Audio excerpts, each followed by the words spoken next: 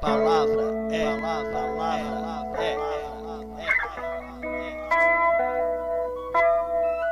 Olá, bem-vindas e bem-vindos a mais um episódio do canal CLOI, uma transposição do suporte impresso para o audiovisual.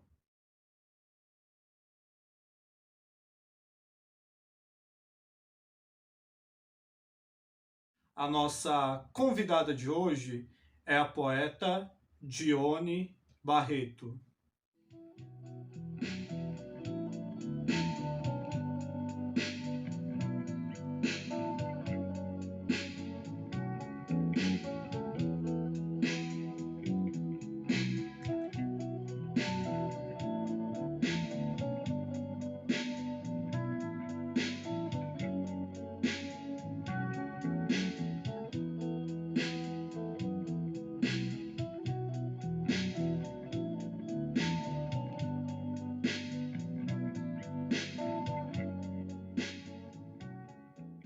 A poética de Dione aglutina imagens, pensamentos, vozes, através de cortes presentes nos poemas. A poeta, em seus textos, prolonga as experiências, seja ela de mortes ou de vidas. Seus versos acolhem afetos, mas também se articulam no silêncio meditativo. De sua obra poética, destacamos os livros Desiguais, de 1994, e A Noite em que Prolongamos o Sol, de 2022.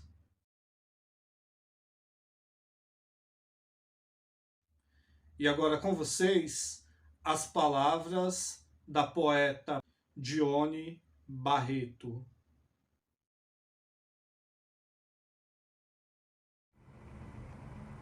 Nasci e vivi minha infância e adolescência em Campina Grande, Paraíba.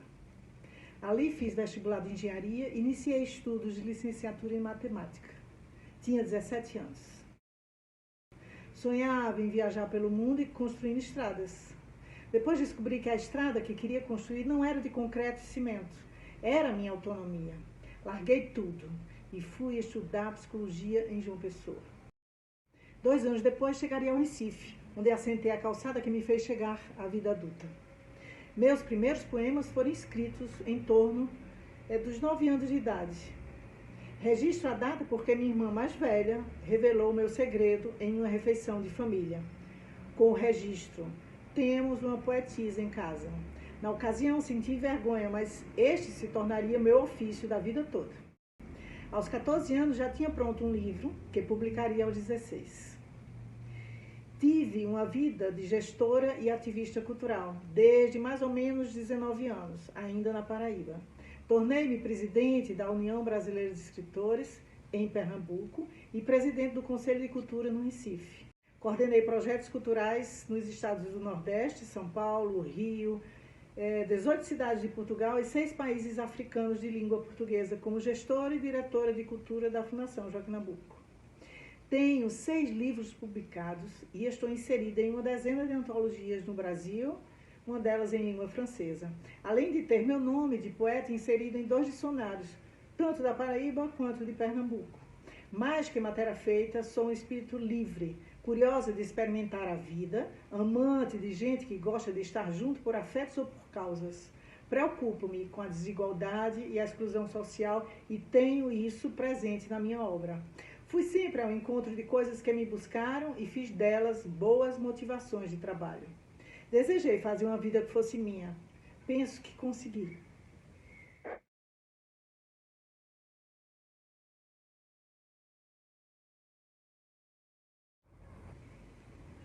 A vida nunca é igual. A primeira grande luta é encontrar a própria voz. Chegar ao mais próximo de si. A segunda, ser o que Fernando Pessoa viveu e poetizou. Ser sempre o mesmo e outro. Como chegar a esta condição? Desafiando-se, honrando os que vieram antes, aprendendo com eles e sendo atentos aos que nos atravessam, os que vêm depois de nós. Fazer poética é um jogo lícito e constante entre a alma, que o poeta veste, e o ser que anda nu. Um jogo entre quem se é e o serviço que se presta. Com Augusto dos Anjos aprendi que há poesia no trágico e no sombrio da vida. Com Cabral, que a poesia não carrega gorduras e pode ser enxuta como uma roupa a balançar no varal. Com Drummond, que o sublime é simples, mas quebrei a cabeça e os músculos para encontrar o meu próprio sublime. Penso que arranhei. Desconfio que o mimetismo vem do acomodar-se, do olhar-se mais no espelho do que cultivar a alteridade. Não é a mim que sirvo, embora eu cresça muito com isto. É ao outro a quem presto o meu serviço. O outro sem identidade. O ser coletivo que somos. Não há perfeição neste mundo.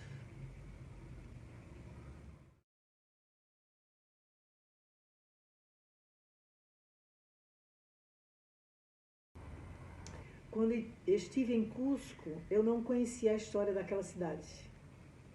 Sentado numa mesa para tomar uma sopa na grande Praça de Armas, e antes de chegar a Machu Picchu, comecei a gotejar uma lágrima após a outra, ininterruptamente sobre um prato de sopa que acabava de ser servido por um dos restaurantes ao redor da praça. Não fazia ideia do fenômeno porque estava longe de carregar tristeza no segundo dia de minhas férias. Um grupo de indígenas tocava e cantava de mesa em mesa para os turistas. Seriam por eles? Passei o resto da viagem curiosa com aquele fenômeno. Comprei livros de história e antropologia do Peru, na esperança de encontrar alguma referência às lágrimas que não eram minhas. Anos depois, descobri o grande elo entre o meu choro, aqueles descendentes dos Incas, e a história do massacre dos Incas sobre espanhóis liderados por Francisco Pizarro. Com a Praça de Armas coalhada de corpos, as mulheres prantearam seus filhos, irmãos, sobrinhos e maridos por muitos dias. Minha alma, por alguma desrazão, havia entrado em conexão com a alma coletiva daquele povo. Isto me parece um bom exemplo sobre a potência da morte. A certa altura de 2021, tive uma crise de choro sem motivo objetivo e entendi que os mortos novamente me buscavam. Desta vez, os mortos eram brasileiros como nós, diante da pandemia da Covid-19. Por eles, escrevi o poema Oração aos Mortos e criei um grupo de orações online em memória dos Incas e dos milhares de brasileirinhos mortos. Nesse período, escrevi os poemas do livro recém-lançado A Noite em que Prolongamos o Sol, pela editora Primata. Um dos motivos para que a morte exista é oferecer ao humano a régua da umidade e do limite. Mas sua função principal talvez seja lembrar que vida e morte caminham juntas e que ocupam o mesmo lugar no espaço-tempo.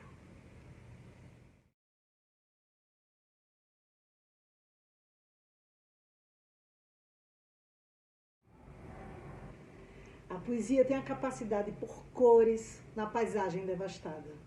Com ela, a memória é ativada como coisa que pode ser vivida e continuamente reinventada.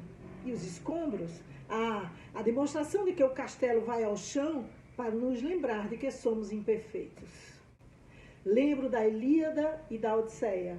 Ali estão dois reinos de costas um para o outro. Troia, a fortaleza impenetrável. Grécia, a inteligência inabalável. No entanto, Grécia destruiu Troia com um cavalo de madeira, vinho e astúcia. A poesia de Homero mostrou como se faz escombros e registrou o ensinamento histórico e arquetípico para as civilizações futuras. Os gregos nos legaram inúmeros mitos. Ainda hoje, eles nos dizem como devemos nos comportar. Aprendemos? O mito é revivido até que possamos ganhar consciência sobre eles e transformá-los. Quando não lançamos mão de nossa capacidade criativa, nos transformamos em macaquinhos com sintaxe pendurada no pescoço. Apesar dos escombros e da repetição dos escombros, a poesia recria nossa potência com capacidade para aprender e transformar. O objeto da poesia só aparentemente é a linguagem.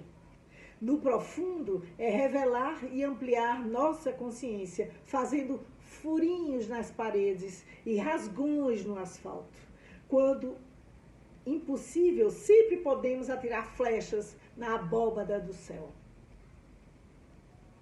Alice, no País das Maravilhas, é um bom exemplo de como ir ao profundo para reencontrar-se. Seu medo de crescer, o grande escombro, lhe reconectou com a poesia do novo ciclo e com os valores do ciclo natural da vida, reativando a memória do que somos contínua e poeticamente.